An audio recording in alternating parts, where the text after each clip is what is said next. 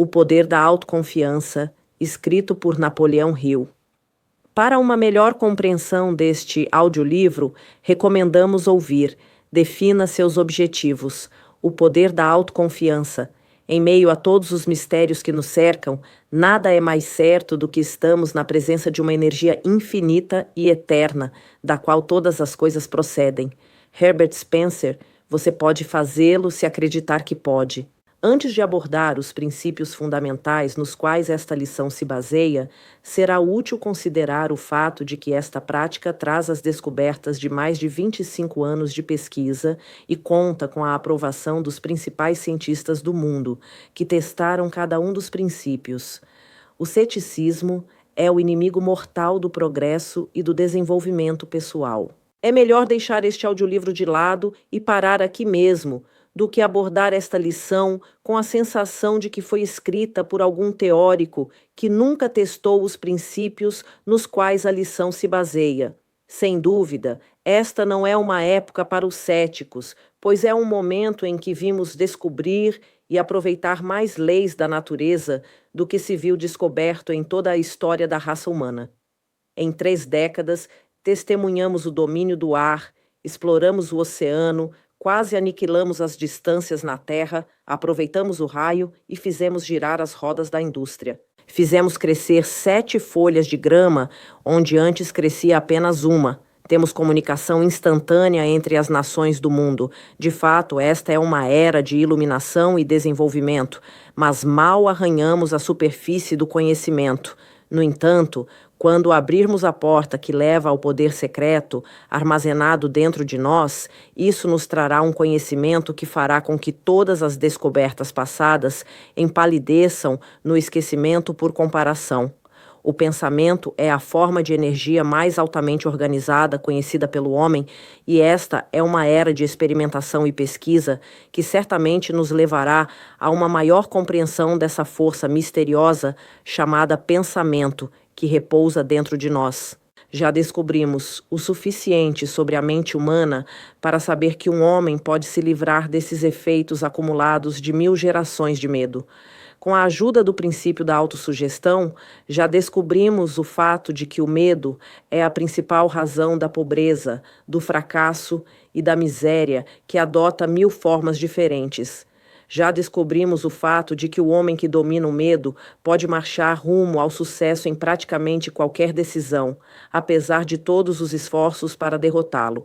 O desenvolvimento da autoconfiança começa com a eliminação desse demônio chamado medo, que se coloca sobre o ombro do homem e sussurra em seu ouvido: você não pode fazer isso. Você tem medo de tentar. Você tem medo da opinião pública. Você tem medo de fracassar. Você tem medo de não ter a capacidade. Este demônio do medo está entrando no corpo a corpo. A ciência encontrou uma arma mortal com a qual pode colocá-lo em fuga. E esta lição sobre autoconfiança trouxe-lhe esta arma para que a use em sua batalha com o velho inimigo mundial do progresso, o medo. Os 6 medos básicos da humanidade. A pessoa é herdeira da influência de 6 medos básicos. Sob estes, podem ser enumerados os medos menores. Então, enumeram-se os 6 medos básicos ou maiores, e descrevem-se as fontes das quais se acredita que surgiram. Os 6 medos básicos são: A. O medo da pobreza. B. O medo da velhice. C. O medo da crítica. D. O medo de perder o amor de alguém. E. O medo da má saúde. F. O medo da morte. Estude a lista. Depois faça um inventário dos seus próprios medos e descubra em qual dos 6 epígrafes você pode classificá-los. Todo ser humano que alcançou a idade do entendimento está preso, em certa medida, por um ou mais desses 6 medos básicos. Como primeiro passo para a eliminação desses 6 males, vamos examinar as fontes das quais os herdamos: herança física e social. Tudo o que o homem é tanto física quanto mentalmente, ele obteve através de duas formas de herança. Uma é conhecida como herança física e a outra é chamada de herança social. Através da lei da herança física, o homem evoluiu lentamente desde a ameba, uma forma animal unicelular, passando por etapas de desenvolvimento que correspondem a todas as formas animais conhecidas agora nesta Terra, incluindo aquelas que se sabe que existiram, mas que agora estão extintas. Cada geração pela qual o homem passou adicionou à sua natureza algo dos traços, hábitos e aparência física dessa geração. A herança física do homem, portanto, é uma coleção heterogênea de muitos hábitos e formas físicas. Parece que há poucas dúvidas, se é que há alguma, de que, embora os 6 medos básicos do homem não possam ter sido herdados através da herança física, esses 6 estados básicos são estados mentais da mente e, portanto, não são capazes de serem transmitidos através da herança física. É óbvio que, através da herança física, foi proporcionado um lugar de alojamento muito favorável para eles. Por exemplo, é um fato muito conhecido que todo o processo da evolução física se baseia na mente, a destruição, a dor e a crueldade. Que os elementos do solo da Terra encontram transporte em uma ascensão através da evolução, baseada na morte de uma forma de vida, para que outra forma mais elevada possa subsistir. Toda a vegetação vive comendo os elementos do solo e os elementos do ar. Todas as formas de vida animal vivem comendo alguma outra forma mais fraca ou alguma forma de vegetação. As células de toda a vegetação têm uma ordem de inteligência muito elevada. As células de toda a vida animal também têm uma ordem de inteligência muito superior.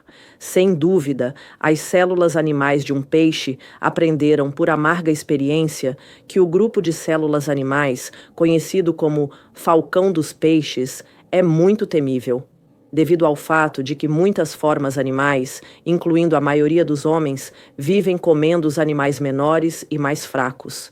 A inteligência celular desses animais que entram e se tornam parte do homem traz consigo o medo, que surge de sua experiência de terem sido comidos vivos. Esta teoria pode parecer irracional e, de fato, pode não ser verdadeira, mas é pelo menos uma teoria lógica. O autor não dá ênfase especial a esta teoria, nem insiste que ela explique nenhum dos 6 medos básicos. Há outra, uma explicação muito melhor da origem desses medos que passaremos a examinar, começando por uma descrição da herança social. A parte mais importante da constituição do homem lhe chega através da lei da herança social, termo que se refere aos métodos pelos quais uma geração impõe as mentes da geração sob seu controle imediato. As superstições, crenças, lendas e ideias que, por sua vez, herdou da geração anterior. O termo herança social deve ser entendido como todas e cada uma das fontes através das quais uma pessoa adquire conhecimentos, como a escolarização de caráter religioso e de qualquer outra natureza. A leitura, a conversa boca a boca, a narração de histórias e todo tipo de inspiração de pensamento proveniente do que geralmente é aceito como experiências pessoais. Através da operação da lei da herança social, qualquer pessoa que tenha o controle da mente de uma criança pode, através de um ensino intenso, plantar na mente do infante qualquer ideia, seja ela falsa ou verdadeira, de tal maneira que a criança a aceite como verdadeira e ela se torne parte de sua personalidade, assim como qualquer célula ou órgão de seu corpo físico e igualmente difícil de mudar em sua natureza. É através da lei da herança social que o religioso planta na mente da criança dogmas, credos e cerimônias religiosas demasiadamente numerosos para descrevê-los, mantendo essas ideias diante dessa mente, até que as aceite e as cele para sempre como parte de sua crença irrevogável. A mente de uma criança que ainda não atingiu a idade do entendimento geral durante um período médio que abrange, digamos, os 2 primeiros anos de sua vida, é plástica, aberta, limpa e livre. Qualquer ideia plantada em sua mente por alguém em quem a criança confia cria raízes e cresce, por assim dizer, de tal maneira que nunca pode ser erradicada ou apagada, por mais oposta à lógica ou à razão que essa ideia seja. Muitos religiosos afirmam que podem implantar os princípios de sua religião na mente de uma criança com tanta profundidade que nunca haverá espaço nessa mente para qualquer outra religião, seja em sua totalidade ou em parte. As afirmações não são muito exageradas. Com esta explicação sobre a forma como opera a lei da herança social, o estudante estará pronto para examinar as fontes das quais o homem herda os 6 medos básicos.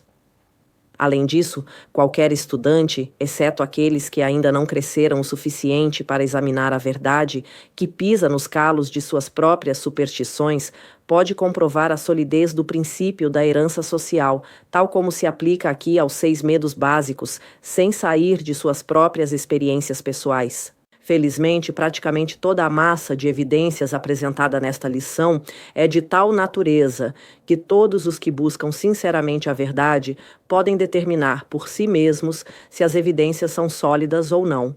Pelo menos por enquanto, deixe de lado seus preconceitos e ideias preconcebidas. Você sempre pode retomá-los. Enquanto estudamos a origem e a natureza dos 6 piores inimigos do homem, os 6 medos básicos, começaremos pelo medo da pobreza. É preciso coragem para dizer a verdade sobre a origem deste medo, e uma coragem ainda maior, talvez para aceitar a verdade depois de tê-la dito.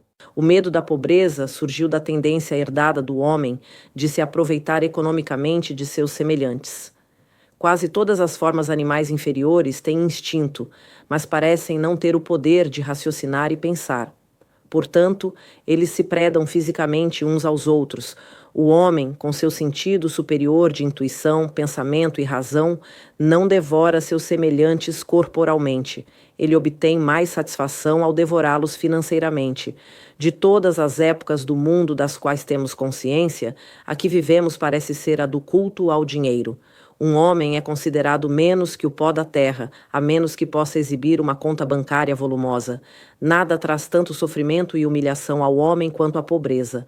Não é de se estranhar que o homem a tema, através de uma longa linha de experiências herdadas com o homem animal. O homem aprendeu com certeza que nem sempre se pode confiar neste animal quando se trata de questões de dinheiro e outras evidências de posses terrenas. Muitos casamentos têm seu início e muitas vezes seu fim unicamente em função da riqueza que uma ou ambas as partes contratantes possuem. Não é de se estranhar que os tribunais de divórcio estejam ocupados. Sociedade poderia ser escrita corretamente como ociedade, com o símbolo do dólar substituindo o S inicial, porque está inseparavelmente associada a esse símbolo. O homem está tão ansioso para possuir riqueza que a adquiriria de qualquer maneira, através de métodos legais, se possível, ou através de outros métodos, se necessário. O medo da pobreza é algo terrível. Um homem pode cometer um assassinato, um roubo, uma violação e qualquer outra forma de violação dos direitos dos outros, e ainda assim recuperar sua posição elevada na mente de seus semelhantes, desde que não perca sua riqueza. A pobreza, portanto, é um crime, um pecado imperdoável, por assim dizer. Não é de se estranhar que o homem a tema. Todos os livros de leis do mundo demonstram que o medo da pobreza é um dos 6 medos básicos da humanidade, já que em todos esses livros de leis podem ser encontradas diversas leis destinadas a proteger os fracos dos fortes. Dedicar tempo a tentar demonstrar que o medo da pobreza é um dos medos herdados do homem.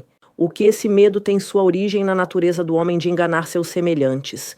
Seria semelhante a tentar demonstrar que 3 vezes 2 são 6. Evidentemente, nenhum homem temeria a pobreza se tivesse algum motivo para confiar em seus semelhantes, pois há comida, abrigo, vestuário e luxos de toda a espécie suficientes para as necessidades de cada pessoa na terra. E todas essas bênçãos seriam desfrutadas por cada pessoa se não fosse pelo hábito que o homem tem de tentar expulsar todos os outros porcos do comedouro, mesmo depois de ter tudo e mais do que precisa. O segundo dos 6 medos básicos com os quais o homem está preso é o medo da velhice. Em geral, esse medo surge de 2 fontes. Em primeiro lugar, a ideia de que a velhice pode trazer consigo a pobreza. Em segundo lugar, e de longe a fonte de origem mais comum, das falsas e cruéis doutrinas sectárias, que também foram misturadas com fogo e enxofre e com purgatórios e outros terrores que os seres humanos aprenderam a temer a velhice, porque significava a aproximação de outro mundo, e possivelmente muito mais horrível do que este, que se sabe ser bastante ruim. No medo básico da velhice, o homem tem 2 razões muito sólidas para sua apreensão. Uma que surge da desconfiança em seus semelhantes, que podem se apoderar de qualquer bem mundano que possua, e a outra que surge das terríveis imagens do mundo vindouro que foram profundamente plantadas em sua mente, através da lei da herança social, muito antes de ele entrar em posse dessa mente. Não é de se estranhar que o homem tema a chegada da velhice. O terceiro dos 6 medos básicos é o medo da crítica. Seria difícil, se não impossível, determinar definitivamente como o homem adquiriu esse medo básico, mas uma coisa é certa: ele o tem de forma bem desenvolvida. Alguns acreditam que esse medo surgiu na mente do homem por volta do momento em que a política surgiu. Outros acreditam que sua origem não pode ser rastreada além da primeira reunião de uma organização de mulheres conhecidas como Clube de Mulheres. Outra escola de humoristas atribui a origem ao conteúdo da Santa Bíblia, em cujas páginas abundam algumas formas muito vitriólicas e violentas de crítica. Se esta última afirmação estiver correta, e aqueles que acreditam literalmente em tudo o que encontram na Bíblia não estiverem errados, então Deus é o responsável pelo medo inerente do homem à crítica, porque Deus fez com que a Bíblia fosse escrita. Este autor, que não é nem humorista nem profeta, mas uma pessoa comum e corrente, inclina-se a atribuir o medo básico à crítica, a essa parte da natureza herdada do homem, não apenas de tirar do próximo seus bens e mercadorias, mas de justificar sua ação mediante a crítica do caráter do próximo. O medo à crítica adota muitas formas diferentes, a maioria das quais são de natureza insignificante e superficial, até mesmo ao ponto de serem extremamente infantis. Os carecas, por exemplo, têm medo da crítica. As cabeças ficam calvas devido à proteção dos chapéus com faixas apertadas, que cortam a circulação nas raízes do cabelo. Os homens usam chapéus não porque realmente precisem deles ou por conforto, mas principalmente porque todo mundo faz isso. E o indivíduo segue a tendência e faz o mesmo, para que algum outro indivíduo não o critique. As mulheres raramente têm a cabeça calva, ou mesmo o cabelo fino, porque usam chapéus soltos, cuja única finalidade é aparentar. Mas não se deve imaginar que as mulheres estão livres do medo, a crítica associada aos chapéus. Se alguma mulher pretende ser superior ao homem, no que diz respeito a esse medo, pergunte a ela se anda pela rua com um chapéu que está fora de moda há 1 ou 2 temporadas. Os fabricantes de todo tipo de roupa não demoraram a capitalizar esse medo básico à crítica, com o qual toda a humanidade está amaldiçoada. A cada temporada, os estilos mudam em muitos artigos de vestuário. Quem estabelece os estilos? Certamente não é o comprador de roupas, mas sim o fabricante. Por que os estilos mudam com tanta frequência? Obviamente, essa mudança é feita para que o fabricante possa vender mais roupas. Pela mesma razão que os fabricantes de automóveis, com algumas raras e muito sensatas exceções, mudam o estilo a cada temporada. O fabricante de roupas sabe como o homem, como animal, teme usar uma peça que está uma temporada atrasada em relação ao que todos estão usando agora. Isso não é verdade? Isso não é respaldado pela sua própria experiência? Estivemos descrevendo a maneira como as pessoas se comportam sob a influência do medo da crítica, aplicado às pequenas e mesquinhas coisas da vida. Examinemos agora o comportamento humano sob este medo, quando afeta as pessoas em relação aos assuntos mais importantes relacionados com o trato humano. Tomemos, por exemplo, praticamente qualquer pessoa que tenha alcançado a idade de maturidade mental, de 35 a 45 anos de idade, como média geral. E se pudéssemos ler sua mente, encontraríamos nela uma incredulidade muito decidida e uma rebelião contra a maioria das crenças ensinadas pela maioria dos religiosos. Poderoso é o medo da crítica. Houve um tempo, e não faz muito, em que a palavra infiel significava a ruína para quem a aplicasse. Vê-se, portanto, que o medo do homem à crítica não carece de uma ampla causa para sua existência. O quarto medo básico é o medo de perder o amor de alguém. A origem deste medo não precisa ser descrita, já que é óbvio que surgiu da natureza do homem de roubar a companheira de outro, ou pelo menos de tomar liberdades com ela, desconsiderando seu legítimo senhor e dono. Por natureza, todos os homens são polígamos. A afirmação de uma verdade que, é claro, trará negações daqueles que são demasiado velhos para funcionar de uma maneira sexual normal ou que, por alguma razão, perderam o conteúdo de certas glândulas que são responsáveis pela tendência do homem em direção à pluralidade do sexo oposto. Não há dúvida de que o ciúme e todas as outras formas semelhantes de demência precoce, loucura, mais ou menos leve, surgiram do medo herdado do homem de perder o amor de alguém. De todos os loucos sensatos estudados por este autor, o representado por um homem que se tornou ciumento de uma mulher ou por uma mulher que se tornou ciumenta de algum homem é o mais raro e estranho.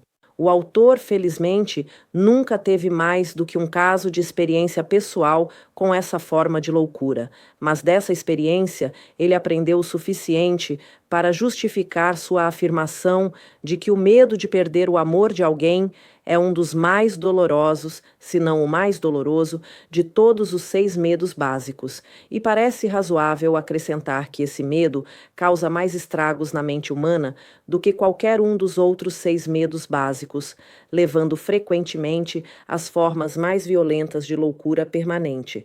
O 5º medo básico é o medo da má saúde. Esse medo tem sua origem, em grande parte também, nas mesmas fontes, das quais derivam os medos da pobreza e da velhice. O medo da má saúde deve estar estreitamente associado tanto à pobreza quanto à velhice, porque também conduz à fronteira dos mundos terríveis, que o homem não conhece, mas dos quais ouviu algumas histórias desconfortáveis. O autor tem a firme suspeita de que aqueles que se dedicam a vender métodos de boa saúde têm muito a ver com manter vivo o medo da má saúde na mente humana. Desde há muito tempo, na história da raça humana, o homem conheceu diversas formas de terapia e provedores de saúde. Se um homem ganha a vida mantendo as pessoas em boa saúde, parece natural que ele use todos os meios ao seu alcance para persuadir as pessoas de que precisam de seus serviços. Assim, com o tempo, pode ser que as pessoas perdem o medo da má saúde.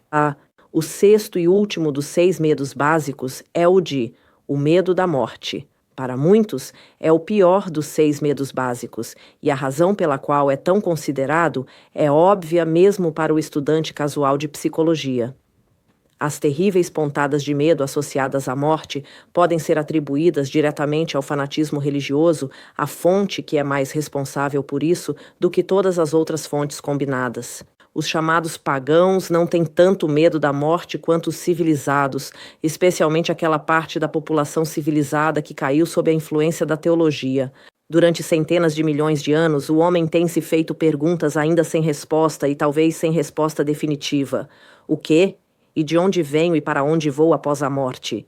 Todos os mais astutos e ardilosos, assim como os honestos mas crédulos da raça, não demoraram a oferecer a resposta a essas perguntas. De fato, a resposta a essas perguntas se tornou uma das chamadas profissões eruditas, apesar de que se requer muito pouco aprendizado para entrar nessa profissão. Testemunhe agora a maior fonte de origem do medo da morte.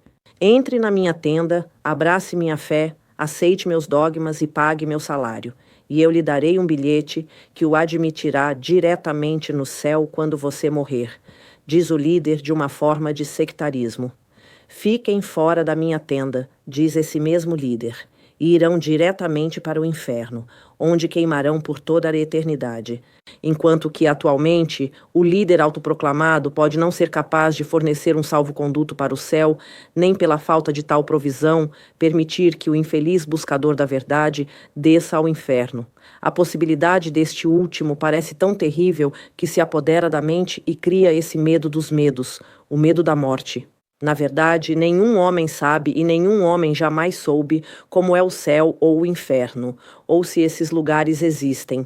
E essa mesma falta de conhecimento definitivo abre a porta da mente humana para que o charlatão entre e controle essa mente com suas ações de prestidigitação, IA e diversas marcas de engano, falsidade e fraude. A verdade é esta, que nenhum homem sabe, nem nunca soube, de onde nascemos ou para onde vamos ao morrer. Qualquer pessoa que afirme o contrário, ou está se enganando, ou é um impostor consciente que se dedica a viver sem prestar um serviço de valor, brincando com a credulidade da humanidade. No entanto, a maioria dos que se dedicam a vender bilhetes para o céu acredita saber onde está o céu e que seus credos e fórmulas darão um passo seguro àqueles que os abraçarem.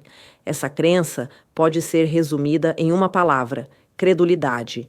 Os líderes religiosos, em geral, fazem a afirmação ampla e generalizada de que a civilização atual deve sua existência ao trabalho realizado pelas igrejas. Este autor, no que lhe diz respeito, está disposto a conceder que suas afirmações são corretas, se, ao mesmo tempo, lhe for permitido acrescentar que, mesmo se essa afirmação for verdadeira, os teólogos não têm muito do que se gabar.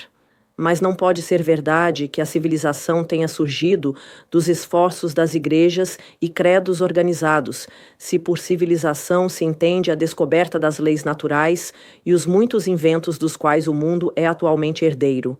Se os teólogos desejam reivindicar a parte da civilização que tem a ver com a conduta do homem em relação aos seus semelhantes, são perfeitamente bem-vindos. Mas, por outro lado, se presumem ter o crédito de todas as descobertas científicas da humanidade, o autor pede permissão para fazer um protesto enérgico. Não é suficiente afirmar que a herança social é o método através do qual o homem recolhe todo o conhecimento que chega através dos 5 sentidos. É mais importante afirmar como a herança social funcionará em tantas aplicações diferentes que permitam ao estudante uma compreensão completa dessa lei. Comecemos com algumas das fronteiras inferiores da vida animal e examinemos a forma como são afetadas pela lei da herança social.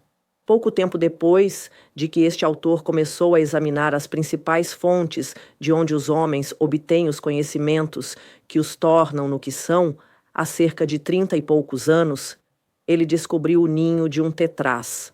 O ninho estava situado de tal maneira que a mãe podia ser vista de uma distância considerável quando estava no ninho. Com a ajuda de um par de binóculos, a ave foi observada de perto, até que os filhotes saíssem do ovo. Aconteceu que a observação diária habitual foi realizada apenas algumas horas depois de os jovens saírem do ovo. Desejando saber o que iria acontecer, o autor se aproximou do ninho. A mãe permaneceu perto até que o intruso estivesse a cerca de 3 ou 4 metros dela. Então, ela se desfez de suas penas, esticou a asa sob a perna e se afastou mancando, fingindo estar ferida.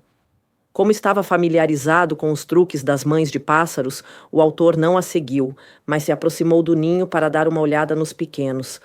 Sem o menor sinal de medo, eles voltaram os olhos para ele, movendo a cabeça primeiro em uma direção e depois em outra. Ele se agachou e pegou um deles. Sem nenhum sinal de medo, ele ficou na palma da mão dele. Ele colocou o pássaro de volta no ninho e se afastou a uma distância segura para dar à mãe a oportunidade de voltar. A espera foi curta. Muito em breve, começou a se aproximar cautelosamente do ninho até estar a poucos metros dele. E então estendeu suas asas e correu o mais rápido que pôde, emitindo, enquanto isso, uma série de sons semelhantes aos de uma galinha, quando encontra algum pedaço de comida e deseja chamar seus filhotes para participarem dele. Reuniu os passarinhos ao seu redor e continuou tremendo de forma muito excitada, agitando suas asas e eriçando suas penas. Quase se podiam ouvir suas palavras enquanto dava aos passarinhos sua primeira lição de autodefesa, através da lei da herança social. Criaturas tolas não sabem que os homens são seus inimigos? Deveriam se envergonhar de permitir que aquele homem os pegasse em suas mãos. É um milagre que ele não os tenha levado e comido vivos.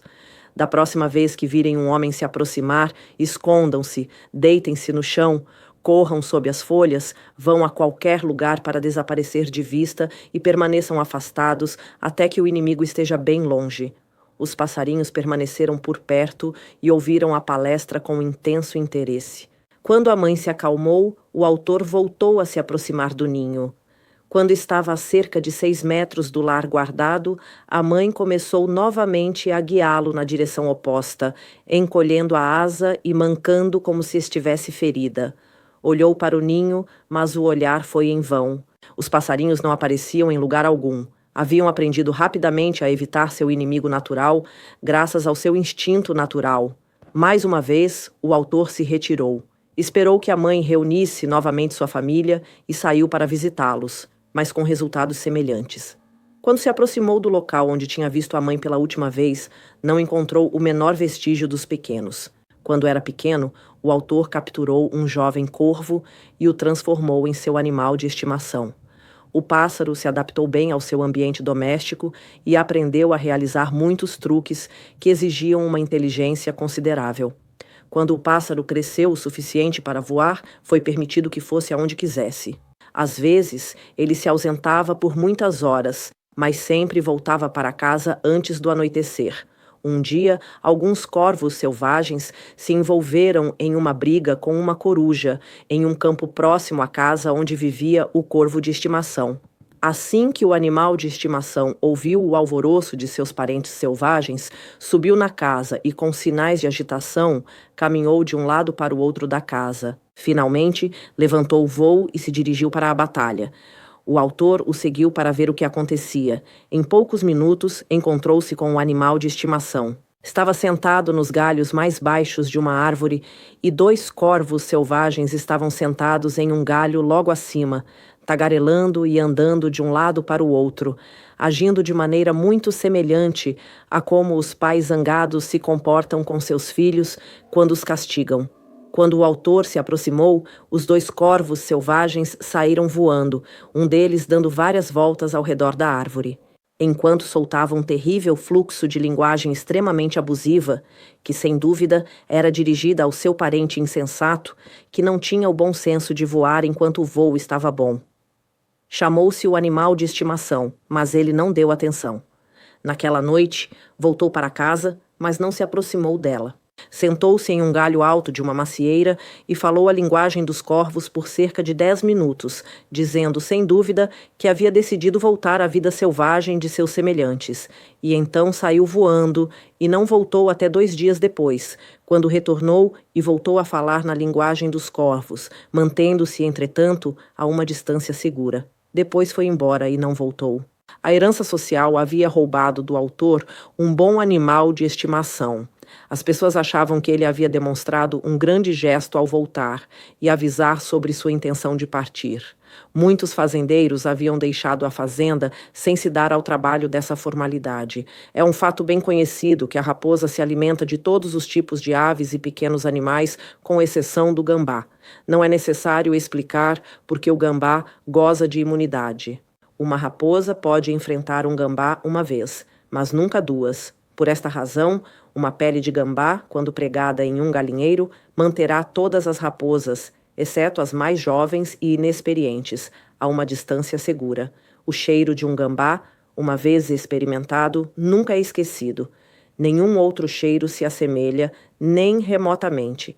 Não consta que nenhuma mãe raposa tenha ensinado suas crias a detectar o cheiro familiar de um gambá e a se manterem afastadas dele. Mas todos os que estão informados sobre a sabedoria da raposa sabem que raposas e gambás nunca procuram abrigo na mesma caverna. Mas uma lição é suficiente para ensinar a raposa tudo o que ela quer saber sobre os gambás.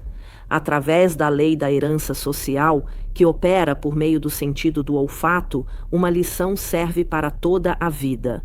Um sapo-touro pode ser capturado em anzol amarrando um pequeno pedaço de tecido vermelho ou qualquer outro objeto vermelho pequeno ao anzol e pendurando-o na frente do nariz do sapo. Ou seja, o sapo pode ser capturado dessa maneira, desde que seja fisgado na primeira vez que morder a isca. Mas, se estiver mal fisgado e conseguir escapar ou se sentir a ponta do anzol quando morder a isca, mas não for capturado, não cometerá o mesmo erro novamente. O autor passou muitas horas tentando fisgar um espécime particularmente desejável, que havia mordido e escapado, antes de aprender que uma única lição de herança social é suficiente para ensinar até mesmo a uma humilde corvina que pedaços de flanela vermelha são coisas que devem ser deixadas em paz. O autor teve uma vez um excelente cão macho da raça Airedale, que causava muitos problemas por seu hábito de chegar em casa com frango jovem na boca. Em cada ocasião, o frango era tirado dele e ele era repreendido, mas era inútil. Ele continuava com sua afeição por aves, com o objetivo de salvar o cão, se possível.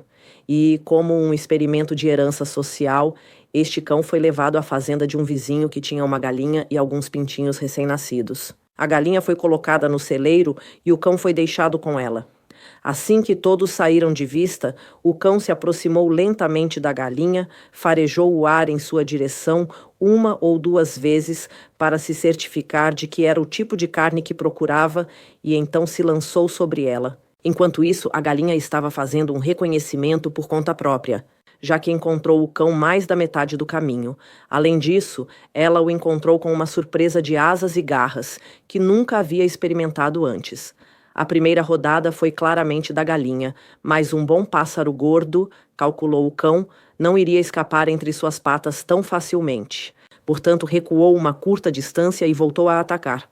Desta vez, a galinha se lançou sobre suas costas, cravou as garras na pele e fez uso eficaz de seu bico afiado. O cão retirou-se para seu canto com a aparência de estar esperando que alguém tocasse o sino e suspendesse a luta até que ele se orientasse. Mas a galinha não tinha tempo para deliberar. Ela tinha seu adversário em fuga e demonstrou que conhecia o valor da ofensiva ao mantê-lo em retirada.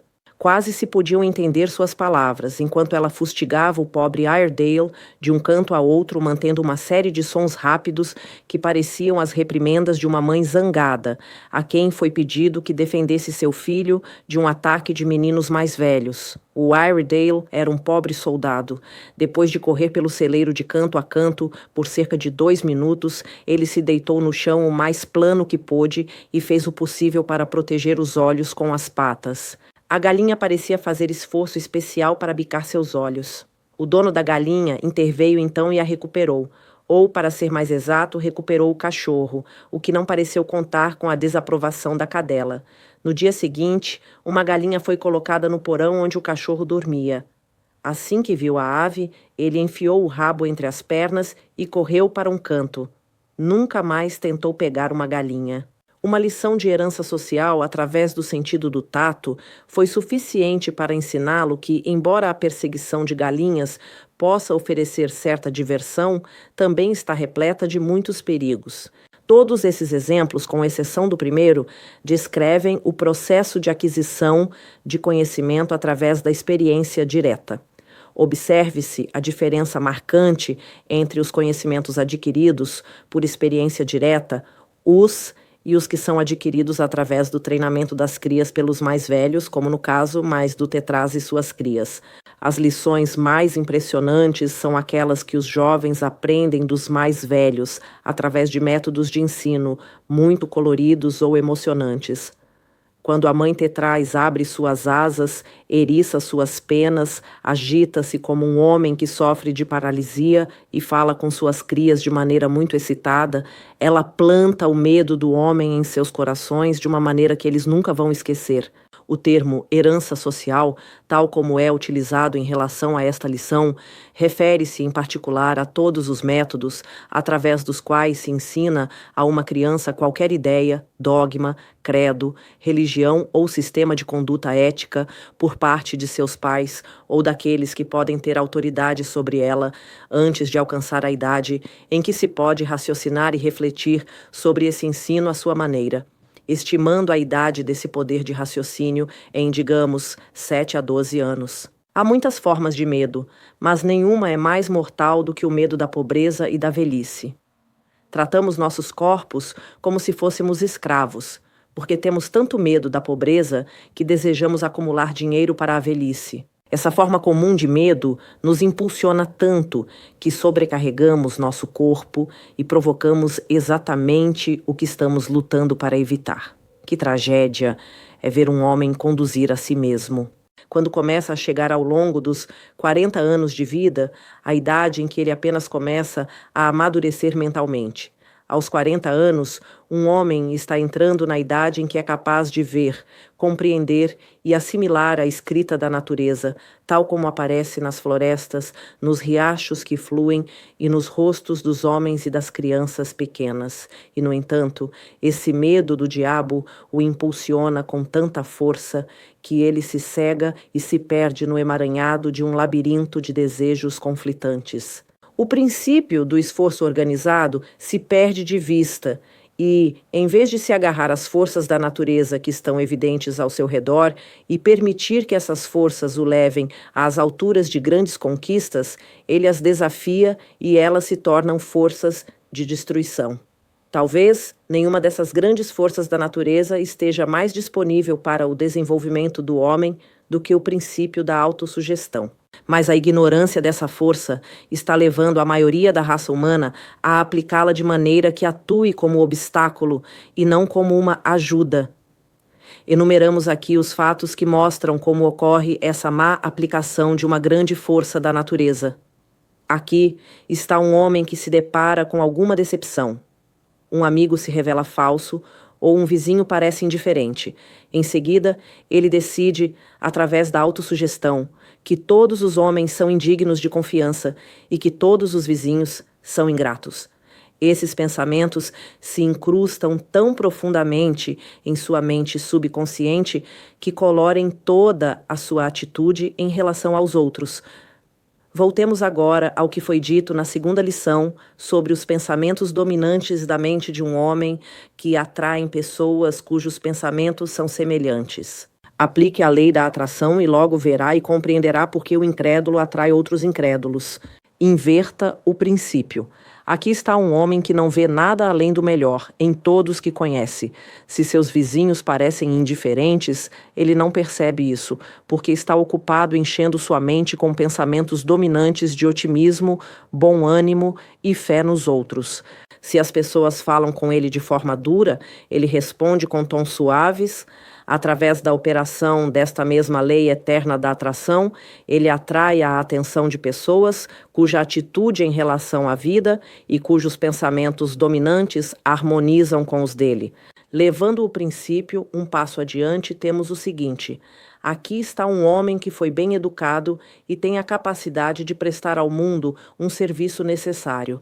Em algum lugar e momento, ele ouviu dizer que a modéstia é uma grande virtude e que se colocar na frente do palco no jogo da vida é uma demonstração de egoísmo. Ele se desliza silenciosamente pela porta dos fundos e se senta na parte de trás, enquanto outros jogadores do jogo da vida passam audaciosamente para a frente. Permanece na última fila porque teme o que os outros vão dizer. A opinião pública, ou o que ele acredita ser a opinião pública, o relegou à retaguarda e o mundo sabe pouco sobre ele. Sua educação não conta para nada, porque ele tem medo de que o mundo saiba que ele a possui. Constantemente, ele se sugere a si mesmo, utilizando assim a grande força da autossugestão em seu próprio detrimento, que deve permanecer em segundo plano para não ser criticado, como se a crítica pudesse lhe causar algum dano ou frustrar seu propósito. Aqui está outro homem que nasceu de pais pobres. Desde que tem memória, ele viu provas da pobreza. Ele ouviu falar da pobreza. Ele sentiu a mão gélida da pobreza sobre seus ombros. E isso o impressionou tanto que ele a fixa em sua mente como uma maldição à qual deve se submeter. Inconscientemente, ele se permite ser vítima da crença de que, uma vez pobre, sempre pobre, até que essa carência se torna o pensamento dominante de sua mente. Ele se assemelha a um cavalo que foi arreado e domado, até que esquece que tem o poder potencial para se livrar desse arreio. A autossugestão rapidamente o relega ao fundo do palco da vida. Finalmente, ele se torna renunciante. A ambição desaparece. A oportunidade já não se apresenta, ou se o faz, ele não tem a visão para percebê-la. Ele aceitou seu destino. É um fato bem estabelecido que as faculdades da mente, assim como os membros do corpo, se deterioram e murcham se não forem utilizadas. A autoconfiança não é uma exceção. Ela se desenvolve quando é utilizada, mas desaparece se não for usada. Uma das principais desvantagens da riqueza herdada é o fato de que, com muita frequência, leva à inação e à perda da autoconfiança. Há alguns anos, nasceu um menino da senhora Abby McLean, na cidade de Washington. Dizia-se que sua herança era de cerca de 100 milhões de dólares.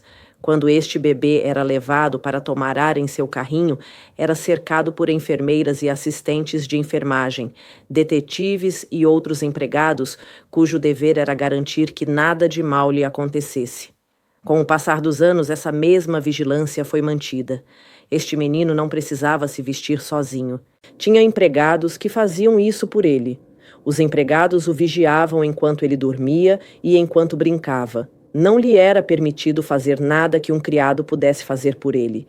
Ele havia crescido até a idade de 10 anos. Um dia, ele estava brincando no pátio e percebeu que a porta dos fundos estava aberta. Em toda a sua vida, ele nunca havia saído sozinho por aquela porta e, naturalmente, era isso que ele desejava fazer. Em um momento em que os criados não estavam olhando, ele correu em direção à porta e foi atropelado e morto por um carro antes de chegar ao meio da rua.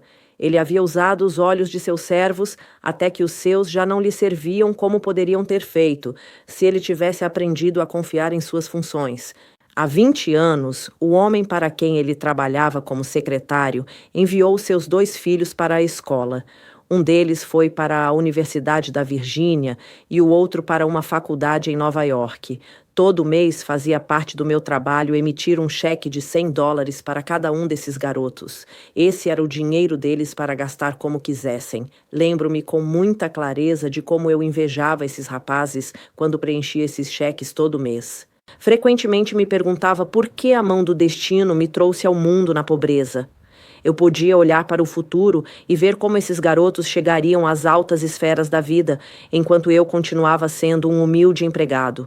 No devido tempo, os garotos voltaram para casa com seus diplomas.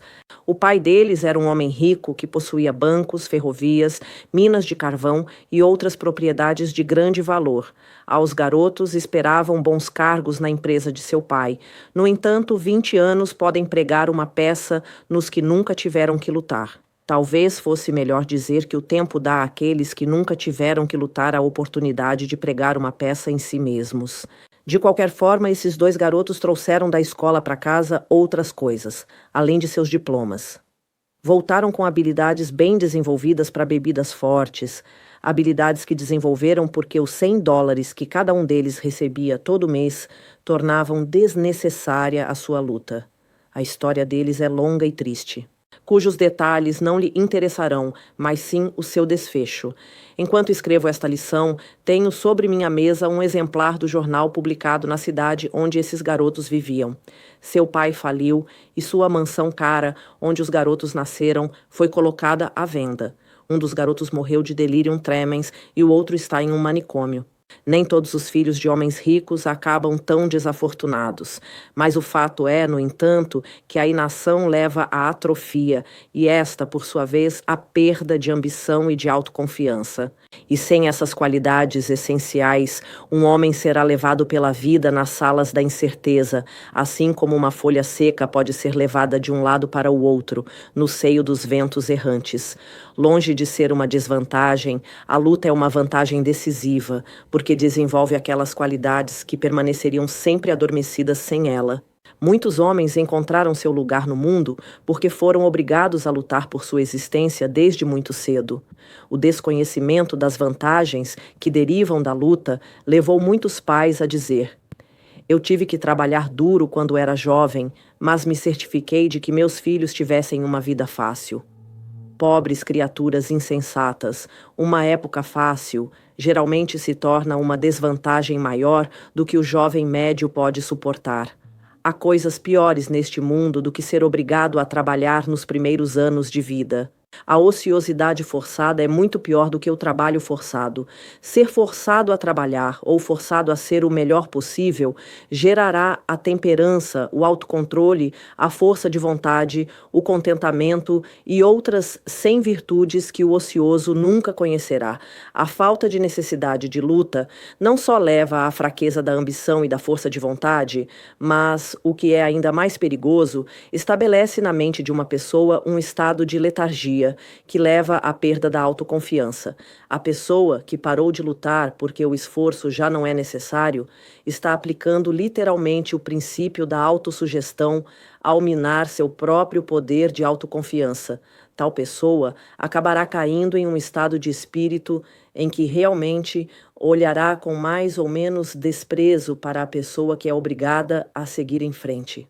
A mente humana, se me permite a repetição, pode ser comparada a uma bateria elétrica, pode ser positiva ou negativa. A autoconfiança é a qualidade com que a mente se recarrega e se torna positiva. Vamos aplicar esse raciocínio às vendas e ver qual papel a autoconfiança desempenha nesse grande campo de trabalho. Um dos melhores vendedores que este país já viu foi, certa vez, um funcionário de um escritório de jornais. Vale a pena analisar o método com o qual ele ganhou o título de principal vendedor do mundo. Era um jovem tímido, com caráter mais ou menos reservado. Era um daqueles que acreditam que é melhor entrar pela porta dos fundos e sentar-se na parte de trás do palco da vida. Uma noite ele ouviu uma palestra sobre o tema desta lição, a autoconfiança, e essa palestra o impressionou tanto que ele saiu da sala de conferências com a firme determinação de escapar do atoleiro em que havia se metido. Ele se dirigiu ao diretor de negócios do jornal e pediu um cargo como solicitante de publicidade e foi colocado para trabalhar por comissão. Todos no escritório esperavam vê-lo fracassar, já que esse tipo de vendas requer o tipo mais positivo de capacidade de venda. Ele foi para o seu quarto e fez uma lista de certo tipo de comerciantes aos quais pretendia ligar. Alguém pensaria que, naturalmente, ele teria feito sua lista com os nomes daqueles a quem acreditava que poderia vender com o menor esforço, mas ele não fez nada disso. Você perdeu um mês inteiro tentando me vender. Agora, o que eu gostaria de saber é isto. Por que você perdeu tanto seu tempo? De perder tempo, nada, replicou. Estive indo à escola e você tem sido meu professor. Agora conheço todos os argumentos que um comerciante pode usar para não comprar. E, além disso, tenho me exercitado na autoconfiança. Então, o comerciante disse: vou fazer uma pequena confissão. Eu também fui à escola e você tem sido meu professor. Você me ensinou uma lição de persistência que vale dinheiro para mim. E para mostrar meu agradecimento, vou pagar minha matrícula fazendo um pedido de espaço publicitário. E foi assim que chegou a melhor conta publicitária da North American de Filadélfia. Da mesma forma, marcou o início de uma reputação que tornou milionário esse mesmo jovem. Ele teve sucesso, porque deliberadamente carregou sua própria mente com autoconfiança suficiente para fazer dessa mente uma força irresistível. Quando ele se sentou para confessar essa lista de 12 nomes, fez o que 99 de cada 100 pessoas não teriam feito. Ele selecionou os nomes daqueles que acreditava que seria difícil vender, porque entendeu que da resistência que encontraria ao tentar vendê-los surgiria a força e a autoconfiança. Ele era uma das poucas pessoas que entendem que todos os rios e alguns homens se desviam ao seguir a linha de menor resistência.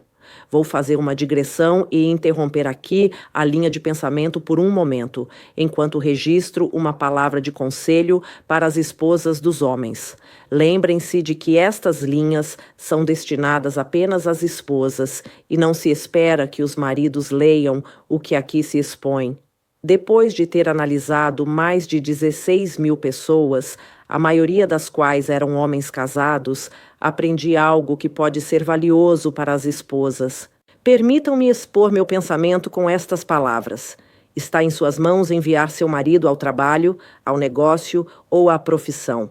Todos os dias com um sentimento de autoconfiança que o leve com sucesso através dos pontos difíceis do dia e o traga de volta para casa à noite, sorridente e feliz. Um dos meus conhecidos mais antigos se casou com uma mulher que tinha uma dentadura postiça. Um dia, a dentadura de sua esposa caiu e quebrou a placa. O marido recolheu os pedaços e começou a examiná-los. Mostrou tanto interesse por isso que sua esposa lhe disse: "Você poderia fazer uma dentadura como essa, se decidisse fazê-lo." Este homem era um agricultor cujas ambições nunca o tinham levado além dos limites de sua pequena fazenda, até que sua esposa fez esse comentário. Ela se aproximou dele. Tal pessoa acabará caindo em um estado de espírito em que realmente olhará com mais ou menos desprezo para a pessoa que é obrigada a seguir em frente. A mente humana, se me permite a repetição, pode ser comparada a uma bateria elétrica. Colocou a mão em seu ombro e o encorajou a tentar a odontologia. Finalmente, ela o convenceu a começar, e atualmente ele é dos dentistas mais proeminentes e bem-sucedidos do estado da Virgínia. Eu o conheço bem, porque esse homem é meu pai. Ninguém pode prever as possibilidades de realização disponíveis para o homem cuja esposa está ao seu lado e o motiva a realizar esforços maiores e melhores, porque é um fato bem conhecido que uma mulher pode despertar um homem para realizar feitos quase sobre-humanos. É seu direito e dever encorajar seu marido e instá-lo a se dedicar a tarefas valiosas até que ele encontre seu lugar no mundo. Você pode induzi-lo a se esforçar mais do que qualquer outra pessoa. Faça-o acreditar que nada, dentro do razoável, está além de seu poder de realização, e você terá prestado um serviço que o ajudará muito a vencer a batalha da vida. Um dos homens mais bem-sucedidos em sua área na América dá todo o crédito de seu sucesso à sua esposa. Quando se casaram, ela escreveu um credo que ele assinou e colocou sobre sua mesa. Esta é uma cópia do credo. Acredito em mim mesmo, acredito naqueles que trabalham comigo, acredito no meu empregador, acredito nos meus amigos, acredito na minha família, acredito que Deus me emprestará tudo o que preciso para ter sucesso. Se eu fizer todo o possível para merecê-lo, através de um serviço fiel e honesto, acredito na oração e nunca fecharei os olhos para dormir sem pedir orientação divina, a fim de ser paciente com outras pessoas e tolerante com aqueles que não acreditam como eu. Acredito que o sucesso é o resultado de um esforço inteligente e não depende da sorte ou de práticas desonestas ou de trair amigos, colegas ou meu empregador. Acredito que obterei da vida exatamente o que coloco nela, por isso terei cuidado de me comportar com os outros como gostaria que eles agissem comigo. Não caluniarei aqueles de quem não gosto, não desprezarei meu trabalho, não importa o que veja os outros fazerem, prestarei o melhor serviço de que sou capaz, porque estou comprometido a ter sucesso na vida, e sei que o sucesso é sempre o resultado de um esforço consciente e eficiente. E o marido assinou este credo. A mulher que escreveu este credo era praticamente uma psicóloga de primeira ordem. Com a influência e a orientação de uma mulher assim, qualquer homem poderia alcançar um sucesso notável. Analise este credo e perceberá a liberdade com que se utiliza o pronome pessoal. Começa com a afirmação da autoconfiança que é perfeitamente adequada. Nenhum homem poderia fazer seu este credo sem desenvolver a atitude positiva, que atrairia para ele as pessoas que o ajudariam em sua luta pelo sucesso. Este seria um credo esplêndido que todo vendedor deveria adotar. Pode ser que não prejudique suas chances de sucesso se o repetir e acreditar nele. No entanto, a simples adoção não é suficiente.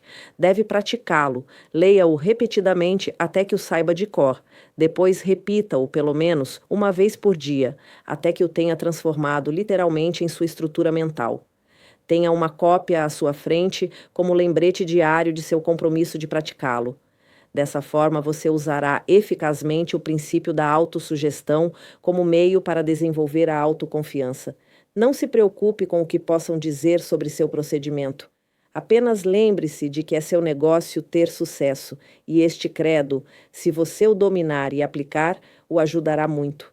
Você aprendeu na lição 2 que qualquer ideia que fixe firmemente em sua mente subconsciente, por meio da afirmação repetida, se tornará automaticamente um plano ou projeto que um poder invisível utiliza para direcionar seus esforços em direção à realização do objetivo nomeado no plano. Você também aprendeu que o princípio pelo qual pode fixar qualquer ideia que escolher em sua mente se chama autossugestão. Nenhum homem poderia fazer seu credo sem desenvolver a atitude positiva, que atrairia para ele as pessoas que o ajudariam em sua luta pelo sucesso. Este seria um credo esplêndido que todo vendedor deveria adotar. Pode ser que não prejudique suas chances de sucesso se o repetir e acreditar nele. No entanto, a simples adoção não é suficiente. Deve praticá-lo. Leia-o repetidamente até que o saiba de cor. Depois repita-o, pelo menos uma vez por dia, até que o tenha transformado literalmente em sua estrutura mental. Tenha uma cópia à sua frente como lembrete diário de seu compromisso de praticá-lo. Dessa forma, você usará eficazmente o princípio da autossugestão como meio para desenvolver a autoconfiança. Não se preocupe com o que possam dizer sobre seu procedimento. Apenas lembre-se de que é seu negócio ter sucesso, e este credo, se você o dominar e aplicar, o ajudará muito. Você aprendeu na lição 2 que qualquer ideia que fixe firmemente em sua mente subconsciente, por meio da afirmação repetida, se tornará automaticamente um plano ou projeto que um poder invisível utiliza para direcionar seus esforços em direção à realização do objetivo nomeado no plano. Você também aprendeu que o princípio pelo qual pode fixar qualquer ideia que escolher em sua mente se chama autossugestão. Foi este princípio de autossugestão que Emerson tinha em mente quando escreveu: "Nada pode trazer-lhe a paz, senão você mesmo." Deve lembrar-se de que nada pode trazer-lhe o sucesso, senão você mesmo. Claro, você precisará da cooperação dos outros, se pretende alcançar um sucesso de grande alcance, mas nunca obterá essa cooperação, a menos que vitalize sua mente com a atitude positiva da autoconfiança. Talvez você tenha se perguntado por que alguns poucos homens avançam para cargos altamente remunerados, enquanto outros ao seu redor, que têm tanta formação e aparentemente realizam tanto trabalho, não avançam? Selecione 2 pessoas desses 2 tipos e estude-as, e a razão pela qual uma avança e a outra permanece parada lhe parecerá bastante óbvia. Você verá que aquele que avança acredita em si mesmo. Você perceberá que ele apoia essa crença com uma ação tão dinâmica e agressiva, que faz com que os outros saibam que ele acredita em si mesmo. Você também notará que essa autoconfiança é contagiosa, é impulsionadora, é persuasiva, atrai os outros. Você também perceberá que aquele que não avança mostra claramente, pelo olhar em seu rosto, pela postura de seu corpo, e gradualmente se transformam na realidade física. Portanto, concentrarei minha mente durante 30 minutos diários na tarefa de pensar na pessoa que pretendo ser, criando uma imagem mental dessa pessoa e depois transformando essa imagem em realidade através do serviço prático. Terceiro, sei que através do princípio da autossugestão, qualquer desejo que mantenha persistentemente em minha mente buscará eventualmente sua expressão através de algum meio prático para realizá-lo. Portanto, dedicarei 10 minutos diários a exigir de mim mesmo o desenvolvimento dos fatores nomeados nas 16 lições deste curso de leitura sobre a lei do sucesso. Quarto, tracei e escrevi claramente uma descrição do meu propósito definido na vida para os próximos 5 anos.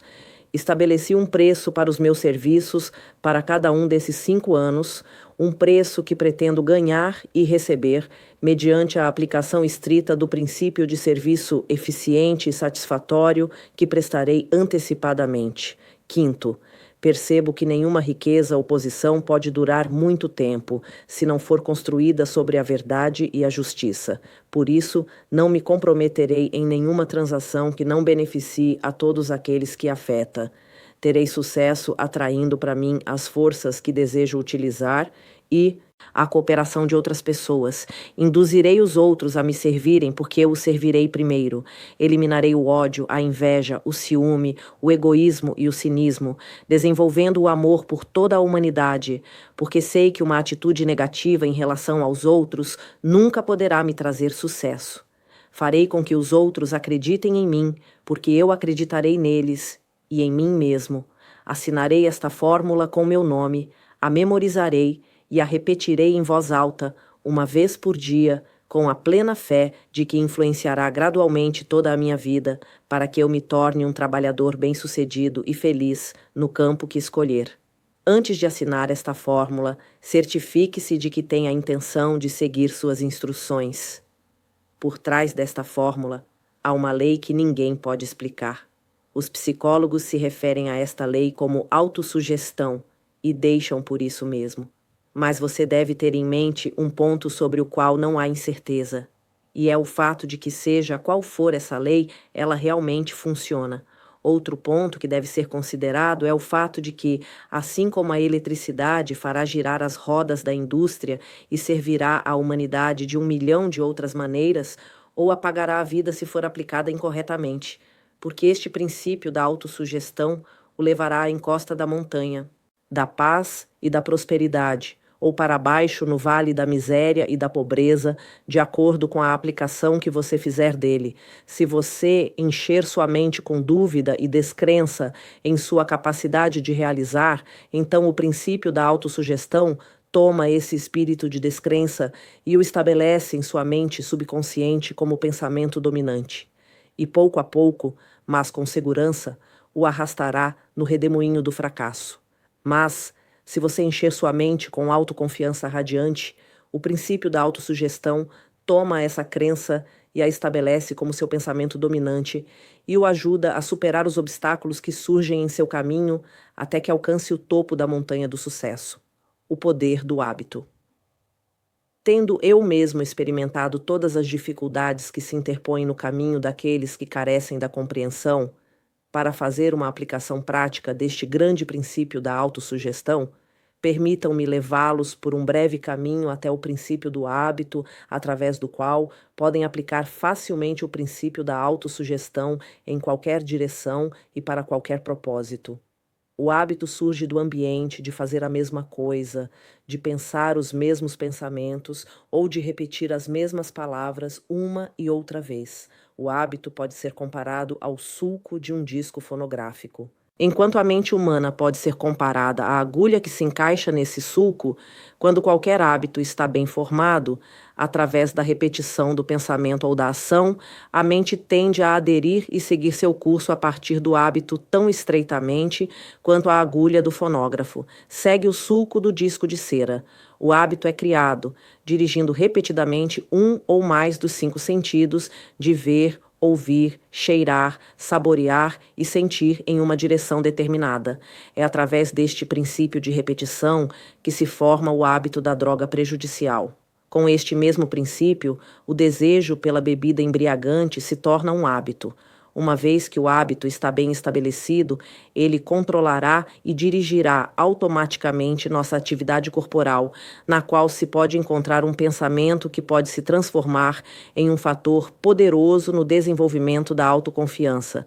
O pensamento é o seguinte: direcione voluntariamente e pela força, se necessário, seus esforços e seus pensamentos ao longo de uma linha desejada, até que você tenha formado o hábito que tomará conta de você. E continue voluntariamente direcionando seus esforços ao longo da mesma linha. O objetivo de escrever e repetir a fórmula da autoconfiança é formar o hábito de fazer com que a crença em si mesmo seja o pensamento dominante de sua mente, até que esse pensamento esteja completamente incrustado em sua mente subconsciente através do princípio do hábito. Você aprendeu a escrever dirigindo repetidamente os músculos do braço e da mão sobre certos contornos conhecidos como letras, até que finalmente formou o hábito de traçar esses contornos. Agora você escreve com facilidade e rapidez, sem traçar cada letra lentamente. Escrever se tornou um hábito para você. O princípio do hábito tomará conta das faculdades de sua mente, da mesma forma que influenciará os músculos físicos do seu corpo. Como você pode comprovar facilmente dominando e aplicando esta lição sobre autoconfiança? Qualquer afirmação que você faça repetidamente a si mesmo, ou qualquer desejo que plante profundamente em sua mente, através de uma afirmação repetida, eventualmente buscará sua expressão através de seus esforços físicos corporais externos. O princípio do hábito é o próprio fundamento sobre o qual esta lição sobre autoconfiança em si mesmo é construída. E se você entender e seguir as instruções estabelecidas nesta lição, em breve saberá mais sobre a lei do hábito, a partir do conhecimento em primeira mão, do que poderia ser ensinado por 1000 lições como esta.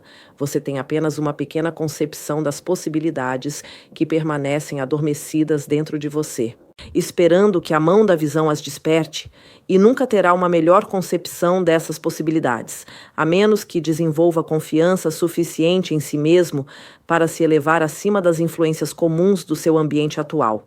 A mente humana é uma peça de maquinaria maravilhosa e misteriosa, um fato que me foi lembrado há alguns meses quando li os ensaios de Emerson e reli seu ensaio sobre as leis espirituais. Mas algo estranho aconteceu. Vi nesse ensaio que já havia lido dezenas de vezes anteriormente, muitas coisas nas quais nunca tinha reparado. Percebi mais neste ensaio do que havia visto nas leituras anteriores, porque o desenvolvimento da minha mente, desde a última leitura, havia me preparado para interpretar mais. A mente humana se desdobra constantemente, como as pétalas de uma flor, até alcançar o máximo de desenvolvimento. Qual é esse máximo? Onde termina? Ou se termina ou não? São perguntas sem respostas, mas o grau de desenvolvimento parece variar, de acordo com a natureza do indivíduo e do grau em que mantém sua mente no trabalho. Uma mente que é forçada ou desafiada no pensamento analítico todos os dias parece continuar se desdobrando e desenvolvendo maiores poderes de interpretação. Em Louisville, Kentucky, vive o Sr. Lee Cook, um homem que praticamente não tem pernas e precisa se deslocar em um carrinho. Apesar de o Sr. Cook não ter pernas desde que nasceu, ele é dono de uma grande indústria e milionário graças ao seu próprio esforço. Ele demonstrou que um homem pode se virar muito bem sem pernas, se tiver uma autoconfiança bem desenvolvida. Na cidade de Nova York, pode-se ver um jovem forte, com corpo e cabeça, sem pernas, rolando pela Quinta Avenida todas as tardes com o boné na mão, pedindo esmola para viver. Sua cabeça é talvez tão saudável e capaz de pensar quanto a média. Este jovem poderia duplicar qualquer coisa que o Sr. Cook de Louisville tenha feito se pensasse em si mesmo como o Sr. Cook pensa em si mesmo. Henry Ford possui mais milhões de dólares do que jamais precisará ou usará. Não faz muitos anos ele trabalhava como operário em uma oficina mecânica com pouca educação e sem capital. Dezenas de outros homens, alguns deles com cérebros melhor organizados que o dele, trabalhavam perto dele. Ford se livrou da consciência de pobreza, desenvolveu autoconfiança, pensou no sucesso e o alcançou. Aqueles que trabalhavam ao seu redor poderiam ter feito tão bem quanto ele, se tivessem pensado como ele. Milo C. Jones, de Wisconsin, sofreu uma paralisia há alguns anos. O ataque foi tão grave que ele não podia se virar na cama, nem mover um músculo do corpo. Seu corpo físico estava inutilizado, mas seu cérebro não tinha nada de errado. Então, ele começou a funcionar a sério, provavelmente pela primeira vez em sua existência. Deitado de costas na cama, o Sr. Jones fez com que aquele cérebro criasse um propósito definido. Esse objetivo era bastante prosaico e humilde em sua natureza, mas era definido e era um propósito, algo que ele nunca havia conhecido antes. Seu propósito definitivo era fazer salsichas de porco. Chamando sua família ao seu redor, ele contou seus planos e começou a dirigi-los para realizá-los. Sem mais ajuda do que uma mente sã e muita autoconfiança, Milo C. Jones expandiu o nome e a reputação da salsicha de porco por todos os Estados Unidos. E, além disso, acumulou uma fortuna. Tudo isso ele conseguiu depois que a paralisia o impediu de trabalhar com as mãos. Onde o pensamento prevalece, pode-se encontrar o poder. A continuação deste audiolivro é O Hábito de Poupar. Inscreva-se e ative suas notificações para não perdê-lo. Obrigado e nos vemos na próxima página.